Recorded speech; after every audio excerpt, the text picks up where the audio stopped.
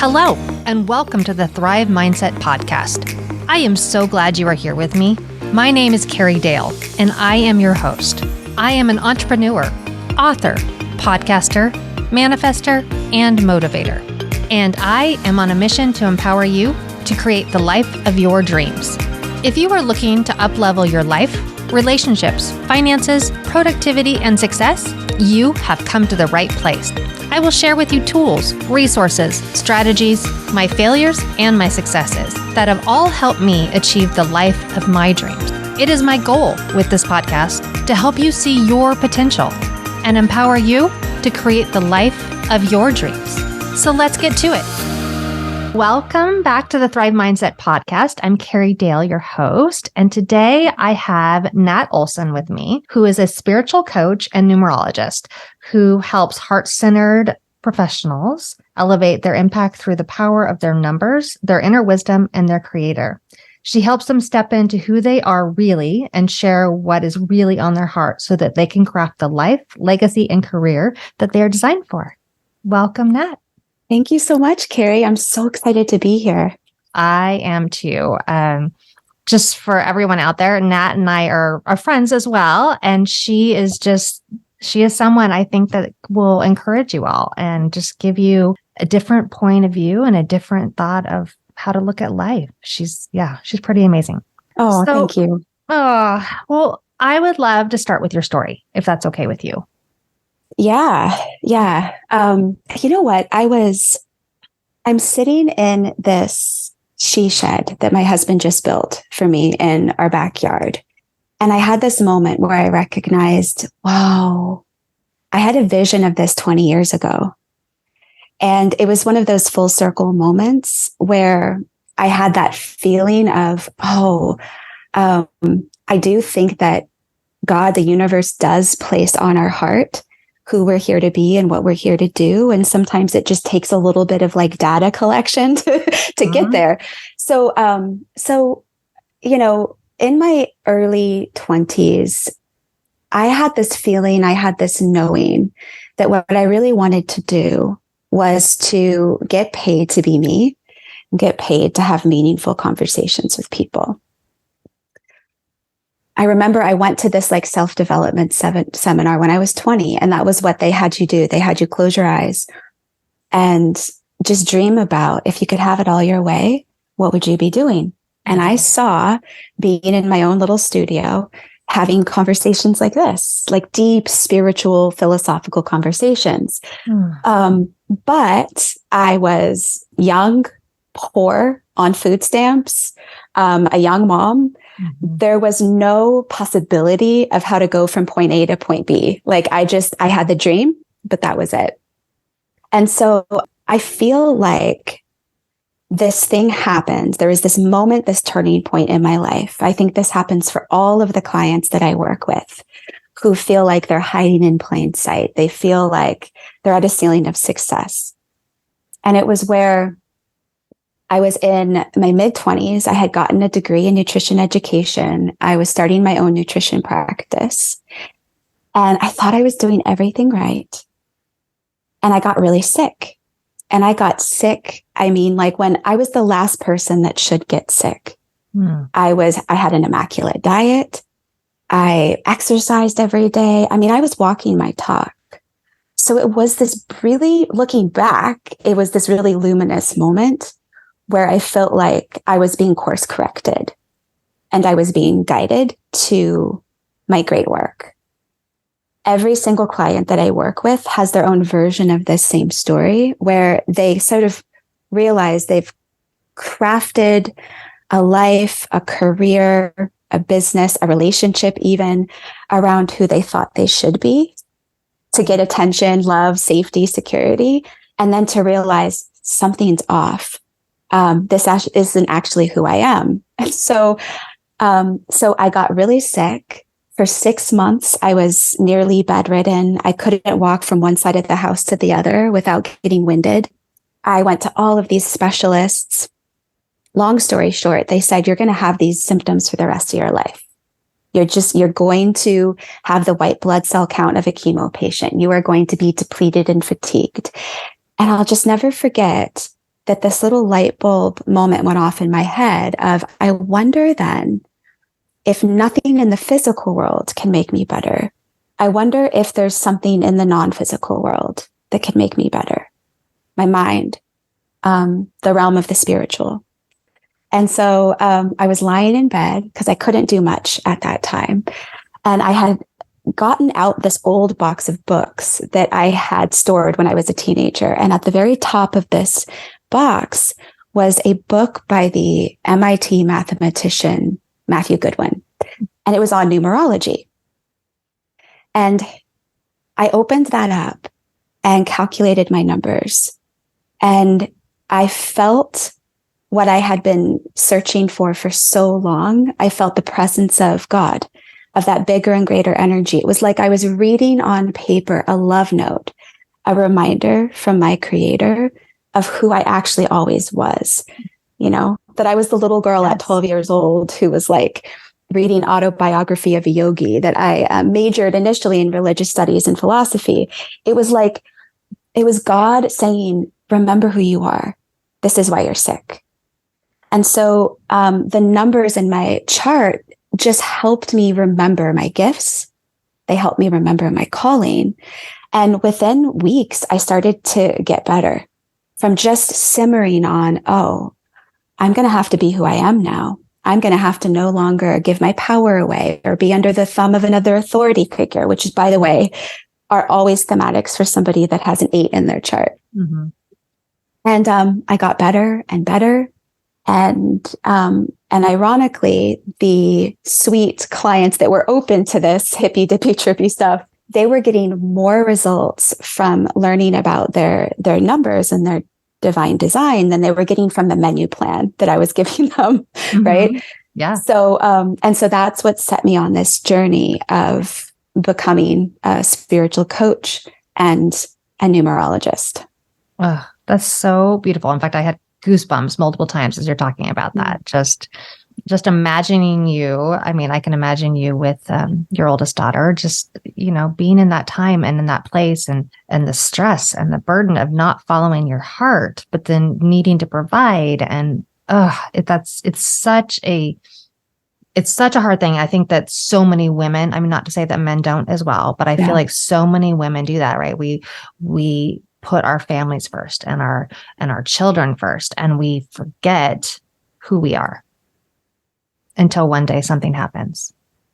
That's right. It's like, I was just talking to a girlfriend on the phone this morning about that. She was my best girlfriend. She was like having a passionate anger moment. And she was just like, why do I know so many women who are so precious and so gifted and so giving, who are holding everything together for everyone else, and nobody is holding it together for them, right? And I was like, girl, I feel you. I hear you. And I think this is just like a side note, I don't want to go down too much a rabbit hole, but another part of my work, it's not just numerology, but it's like leveraging our relationship with God or with the universe, whatever you want to call it. And I was telling her, I was like, I think the thing that really sucks is that God can't work for us. It works through us. And so we set our standards, right? Yeah. We're the ones that declare, this is what I decide to be available for, what I decide to deserve. And I think that was this other thing that I had to go through, like in recognizing the utility of my own part that I play in saying, like, this is what I deserve. And I know with the help of that bigger and greater energy, I know that we can craft that. I know that we can create that. And I don't know about you, but I come from a long line of sacrificial women and low standards for abuse, for being mistreated, for just like taking whatever you get. Mm-hmm.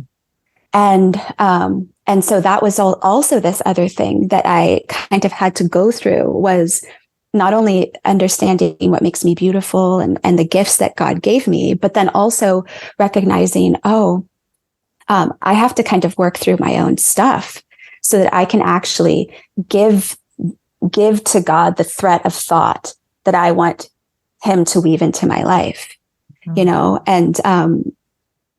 wow, so that's this whole other thing that I'm riffing on now in my mind. Yeah.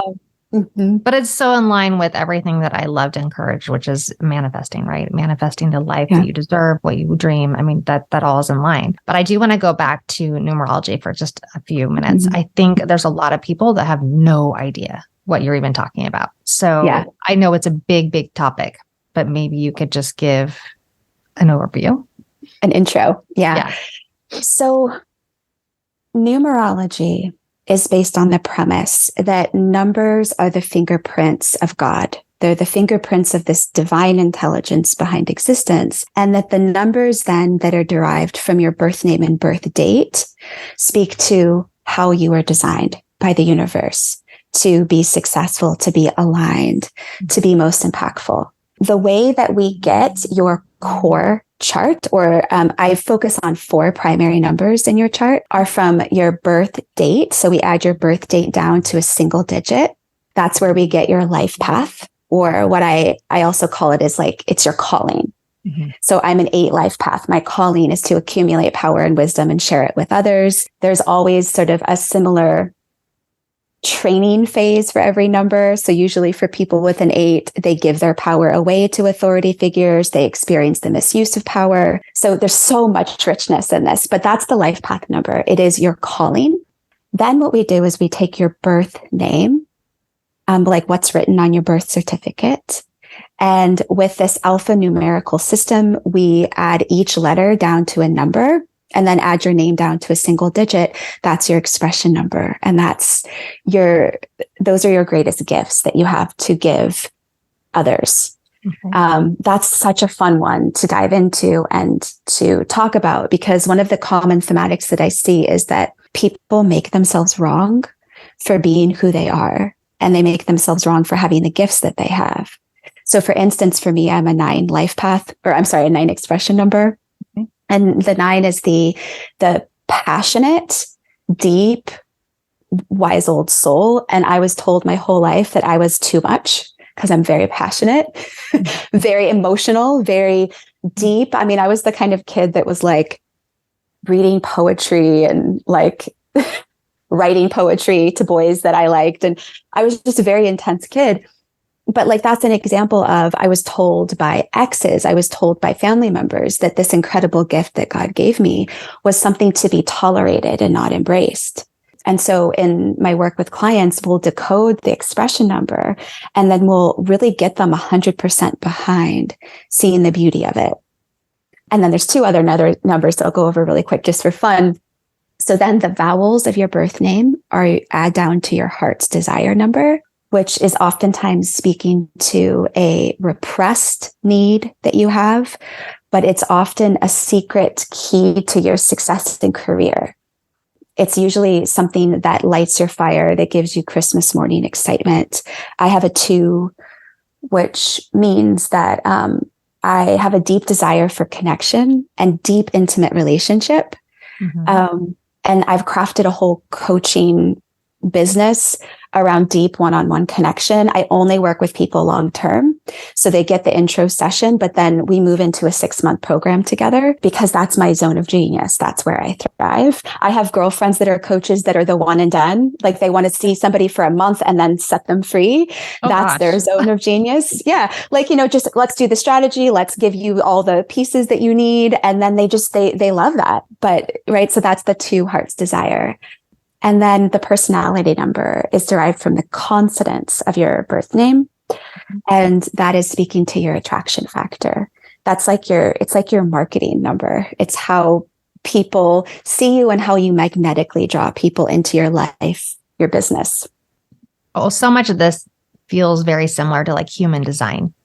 I don't know how much I don't know a lot about human design, but it's really similar to a bunch of different personality typing systems, whether it's Myers-Briggs, Enneagram, human design. Yeah.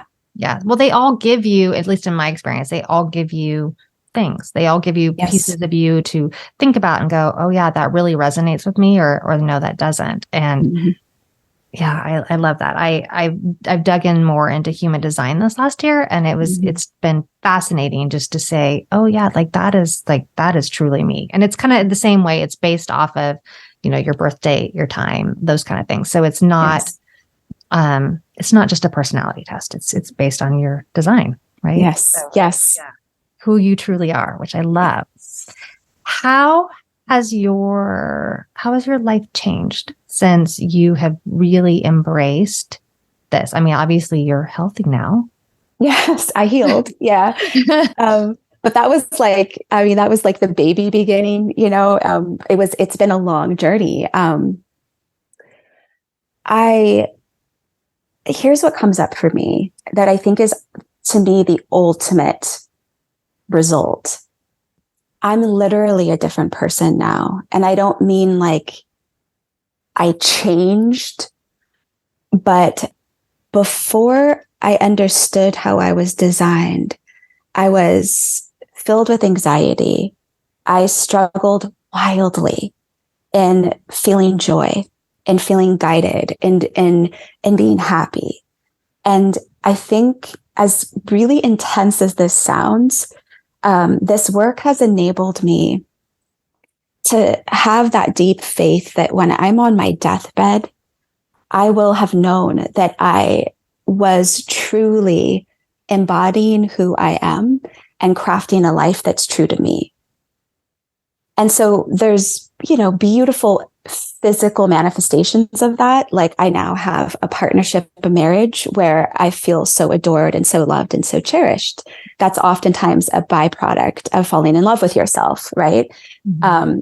That two hearts desire. I was told before I met my husband, I was told by many different boyfriends that my desire to have a best friend, because the two is the number of partnership, that my desire to have a best friend was being codependent and being clingy.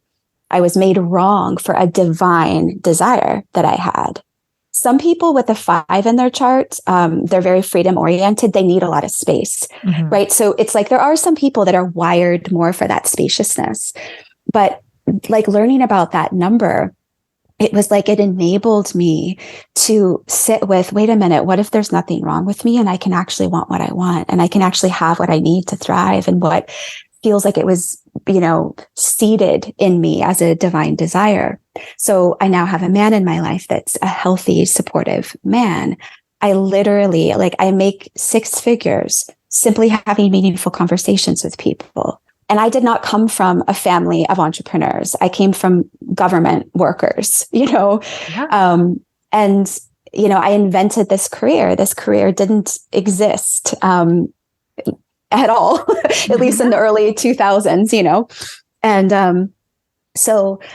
but I feel like these results that I've achieved, they're different for different clients, but it's always that we are able to finally curate a life that is true to who we are. And that is sort of the reason that we're here in the first place. Yeah, for sure. Do you see how it's differed in how you've raised both your girls? I mean, because there's such an age gap, right? There's such, yes. You were a child with your oldest and obviously mm-hmm. not now with your youngest. And I'm just curious if you see the difference in theirs and yours lives together. That is such a great question. I love it. Yeah. So I have a 20-year-old and then I have a 5-year-old. So it's a really, really big gap. My oldest, Cammie, I feel like her experience of me was definitely drastically different than my 5-year-old's experience of me, right? And I feel that here's what's interesting. I think that when I was 19, 20, and I first had Cammie, I think I actually was still me. I was still the 9. I was still the wise old soul philosopher, but I was not advocating for and standing up for myself. I mean, actually, Cammie and I have had some really deep conversations. We're very open with each other. And I've said, sorry. I've said, I'm really sorry that the one gift that I didn't give you that I think I would have loved to have given you as a mom is to have been an example of that autonomy and that agency and that strength, right? Of standing in my power. I needed a little bit more time to get there. And so I think with Elsie, I think she sees her experience. She's still young, but I think she sees an experience of a mom who is so much more spiritually guided. She's a woman that walks with faith. I'm able to provide more guidance to my kids now. I'm able to be more generous. I'm able to overflow with wisdom that I didn't, and with leadership that I didn't have when I was, 19 or 20. So yeah, it's one of the things that I often trip out on is that saying, a rising tide lifts all boats. Mm-hmm. And it's like, there's this notion as mothers that the more we sacrifice, the more we benefit our kids. And it's such a lie, right? Because when I've shifted in my life to how can I be an example of thriving? How can I be an example of receiving more than ever before and following my bliss, that I now can give more than I could give when I was in that sacrificial state. Mm-hmm. Yeah. For sure. I think that both girls actually are very, very lucky. I think that even though Cami maybe didn't get that when she was younger in the same sense, she has it now. Like she has, I mean, you're still mom. Like you're still that wisdom. She's seeing it now, and she's seeing it through your life, and she's seeing it through her own 20-year-old self. And where is she going and what is she doing? And I think that's beautiful. What a beautiful gift to give them. Thank you. Thank you. Yeah, it's like the gift of growing up together and seeing the contrast too, because I think that can be such a gift, is mm-hmm. we don't just show up wise and in tune and tapped in. Sometimes we have to wrestle for that. And I think that's actually the human experience. I don't think that it's talked about enough, mm-hmm. is that you don't just like wake up one morning and it's like, boom, you've achieved success. We each have our own unique path to mine for those treasures. Yeah. So when you're working with somebody, you obviously work through those 4 specific numbers. And then that's kind of a strange thing for people to be like, oh, well, my numbers mean everything. Right. So how, yes, you know what I'm saying? I mean, it's like this, so this number, how do you intertwine that? Like, how do you get them to see that and realize? Yeah. Well, I think there's 2 things to say. I think that's a good question. I think there's 2 answers to that. I'm actually quite a cynic. I'm a very grounded person. I'm not super woo. And we'll talk about that. That's actually the second answer to this question. But one of the reasons why this work works and why I was able to abandon a nutrition career when I really didn't want to. I didn't actually want to go on this path. I didn't want to tell people at dinner parties I was a numerologist. People always think I'm saying neurologist, but it was like my ego didn't want to say it because I actually did not want to be associated with this movement. I know that sounds kind of like a weird thing to say, but the reason I got into this was because there is this incredible uncanny accuracy. So when I work with clients and we have that intro session, which is sort of like a sneak peek of the work, and I go over the 2 most dominant numbers in their chart, people will oftentimes receive so much clarity on why they felt so odd, so blocked, so stuck. And so I think the first answer to that question is that for my clients, they feel the resonance of their numbers deep in their bones. That it kind of takes their breath away. It kind of makes them think, whoa, maybe there is a bigger and greater energy behind the scenes that made me, that's supporting me.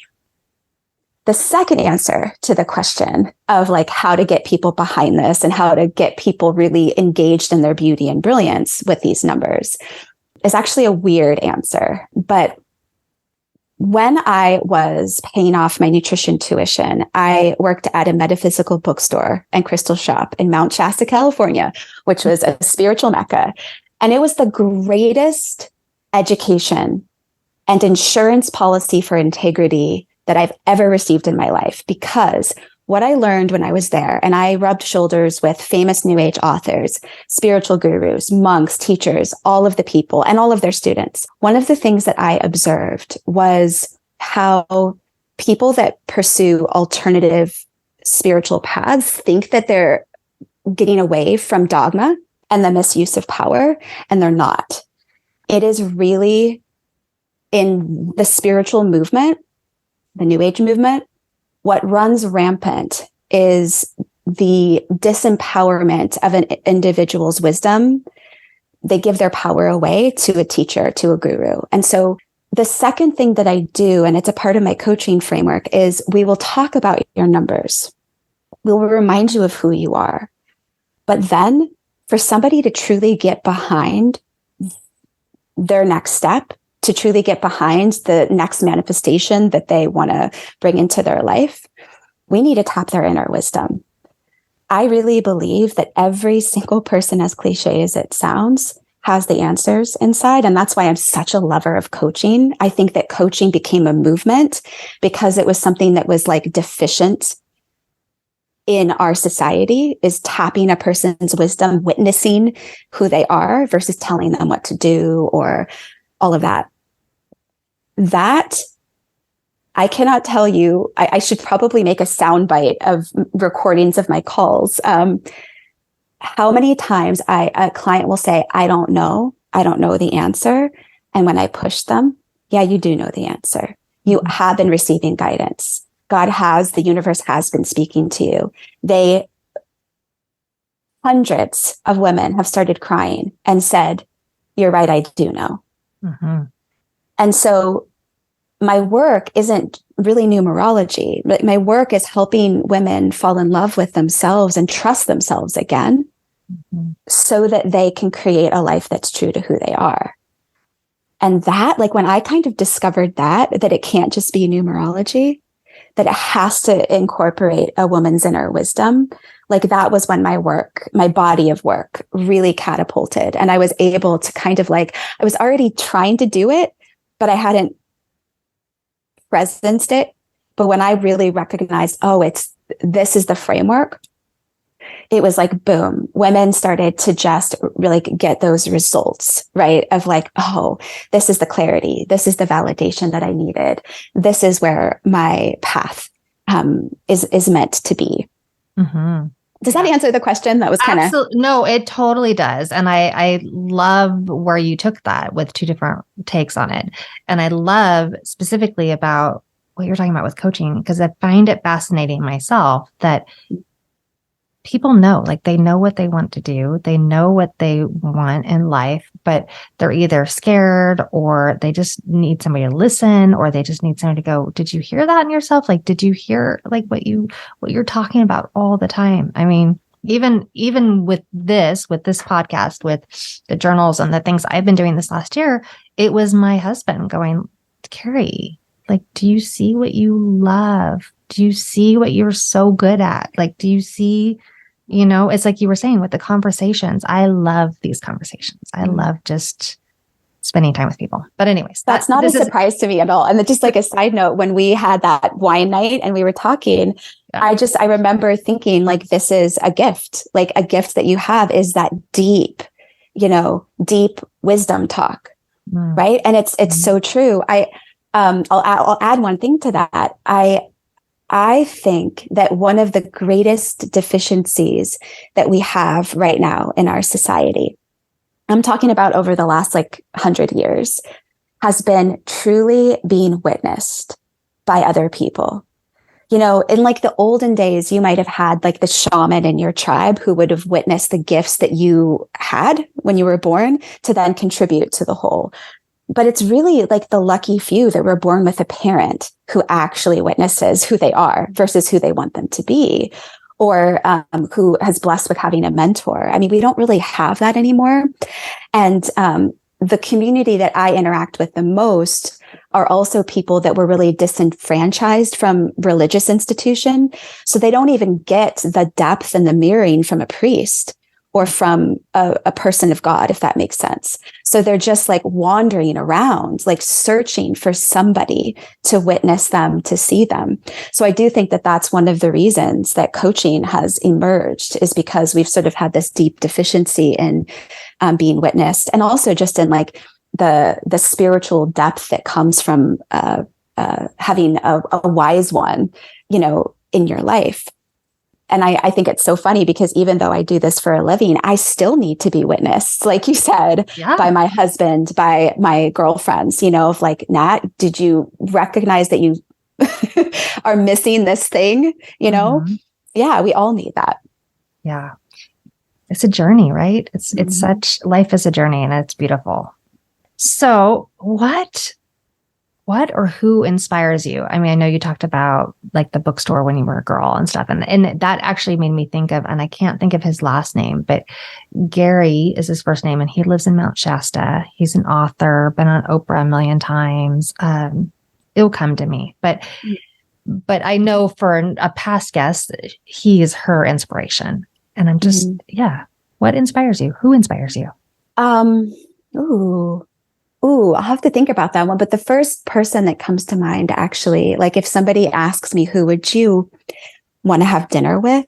Like if you could choose anybody alive or dead, it's the Swiss psychiatrist Carl Jung.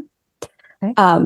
And the reason why is because Jung was an incredibly deep thinker. He observed patterns in psychology, but he also was this incredible mystic.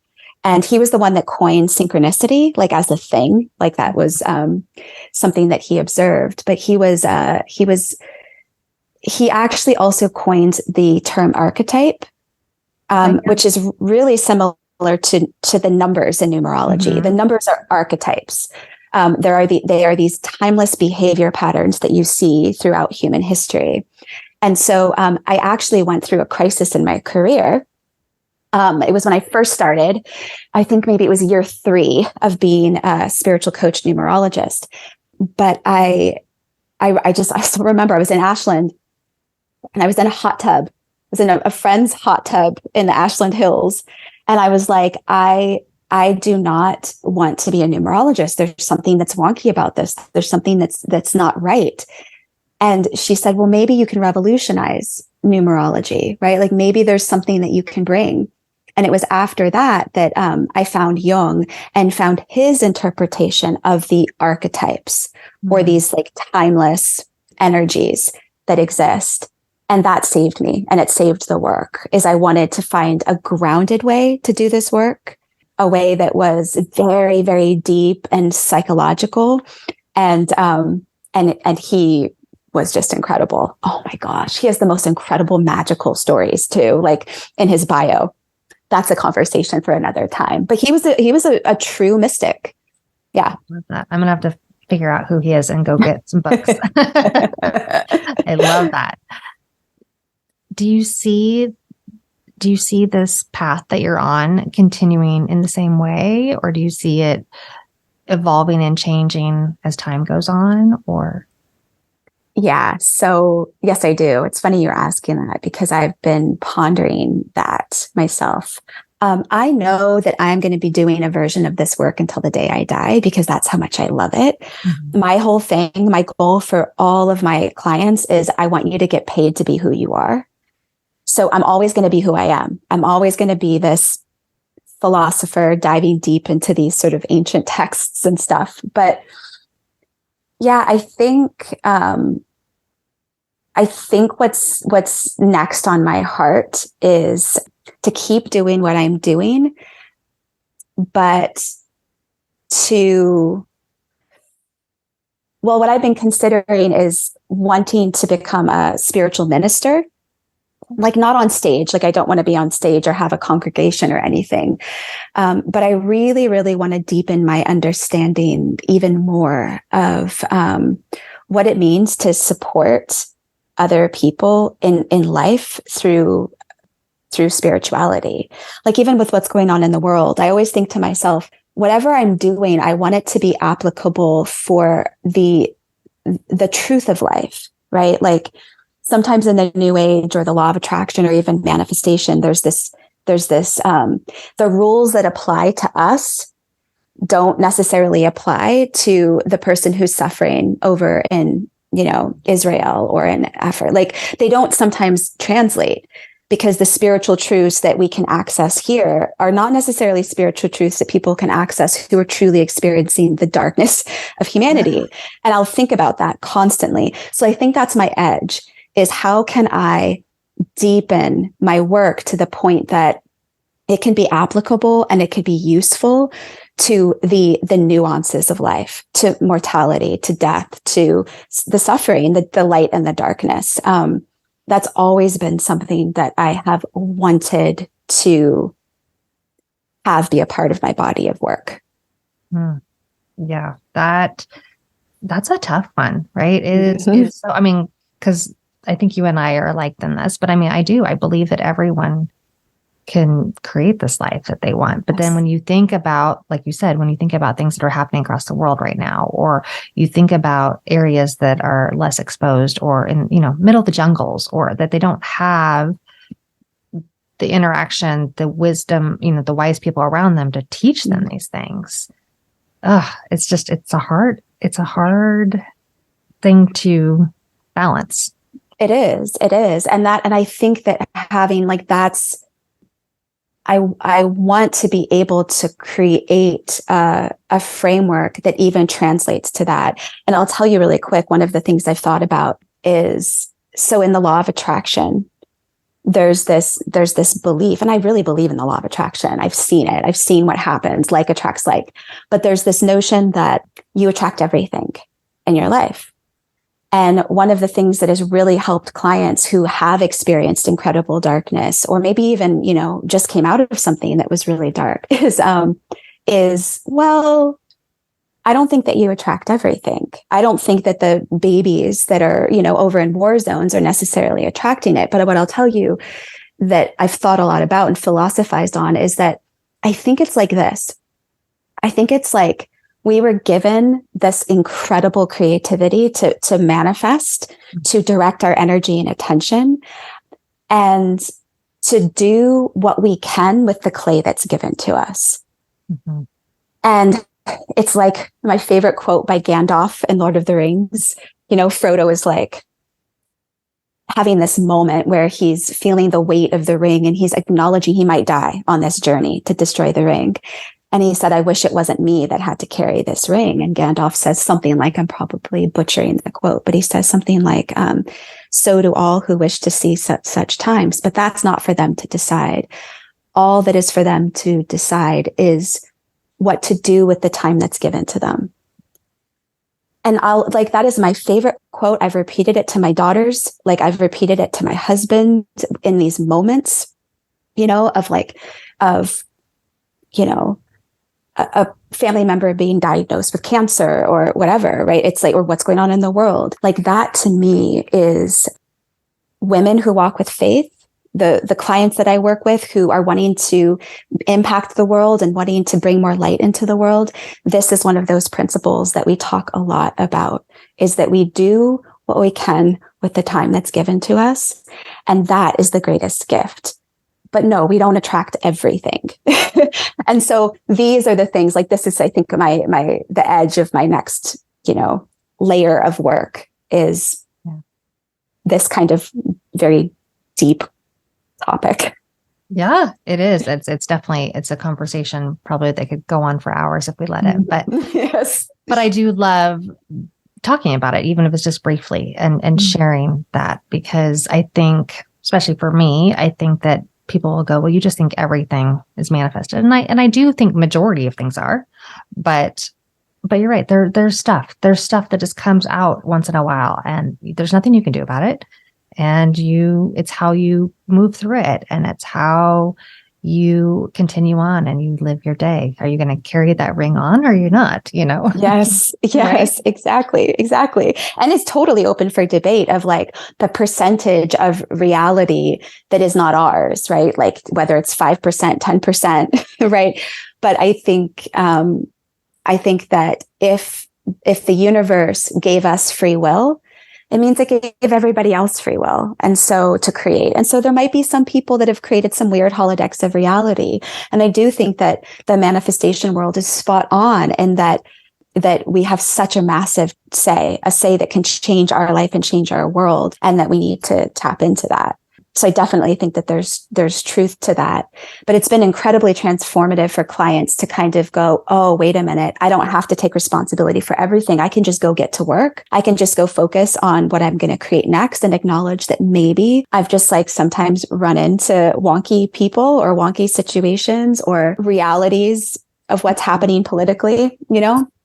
Yeah, like it's very freeing. It almost frees you to go manifest the greatness of who you are and what you want to be versus I'm taking responsibility for everything in a neurotic way, which is where some clients go, you know? Yeah.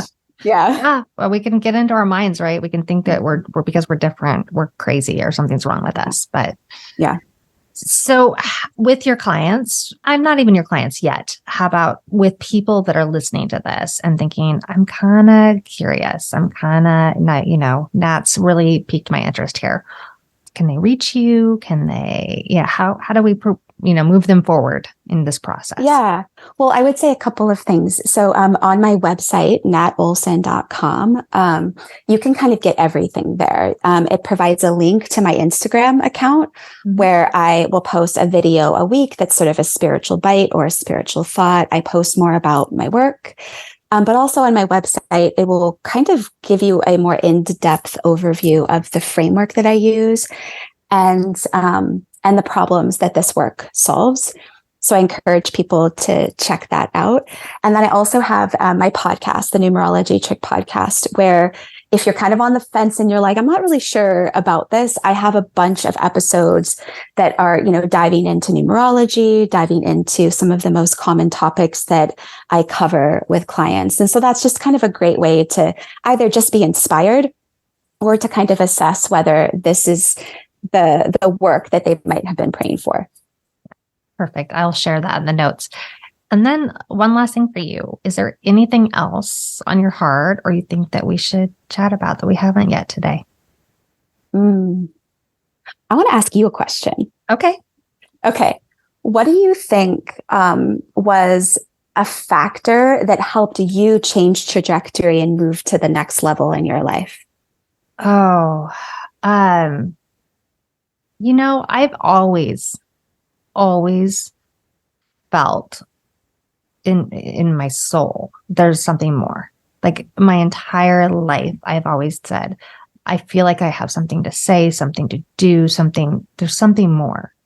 And kind of like you, I wasn't necessarily told I was too much, but I was kind of like the black sheep in my family, right? Everybody was on this different path and they're all doing these things. And I'm over here doing, weird woo-woo things, as some of them will say, or, or I'm off dreaming, or I'm I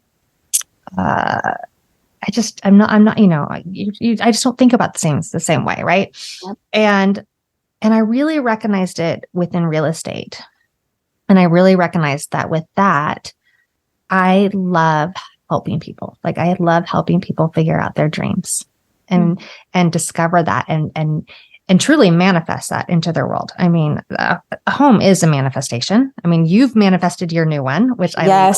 And your she shed and all the things, right? Yes. So I love watching that. And I always I talk about these things. And so I think, like I said earlier with Jeff, saying to me, do you realize, it actually started with him saying, when are you going to write a book on this? Oh, and that's where it started. Yeah. And then,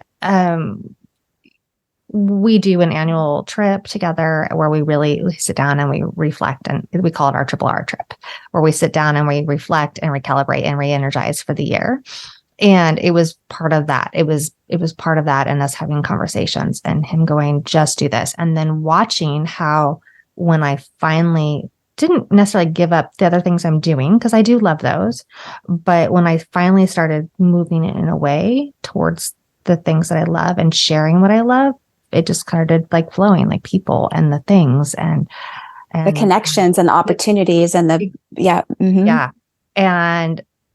and really seeing, like you were talking earlier, it's interesting people just need somebody to listen to them. They need somebody to show them where to go. And even though they have the answers in themselves already, they often just need that backstop, or that mirror just say, here you go. So yeah, I mean, that's a little bit of my story. Well, and you know what I heard in there is it's like one of the things that I would imagine the thing that sort of is a thread for your success was the willingness to be the uniqueness of who you are and to really share your unique gifts. Mm-hmm. You know, I think you and I share in common that we might have come from a family of, well, I don't want to say it that way, but like, we were sort of deep thinkers, maybe. Mm-hmm. We were people and also dreamers who believed that there more was possible. And to not let that go, but to let that guide us is really like, it's as cheesy as it sounds. It's such a key to success, isn't it? Is to dream and to move into that direction. Yes. Mm-hmm. Yeah. And allow yourself. I mean, it's the one thing right now that I'm really working hard with all of our kids on is just, it's okay to dream. Like, and nobody needs to tell you can't do that. You might have to do other things along the way, you know, to support yourself while you're getting there, but dream and go after it. So, amen. I love it. I love it. Well, thank you. Thank you for being here. I really appreciate it. Thank you for having me. This was so much fun. I hope that you all enjoyed the conversation with Nat today. She is a wise woman in a very young body. And I hope that she inspired you and gave you something to think about, to think about yourself and to recognize that when you follow your passions, when you follow your true you and do what you were born to do, life just becomes beautiful and magical, and everything comes together in a beautiful way. So I will share everything about Natalie in the notes below. I hope that you follow her. I hope that you listen to our podcast. I hope that you reach out to her and just have a conversation, because she might just give you the one thing you're missing. And thank you. And if you enjoyed the show, I ask that you just follow and like and share with your friends. Comment, whatever, and let me know what you would like to hear next. And above all else, remember that I believe in you and you can manifest the life of your dreams.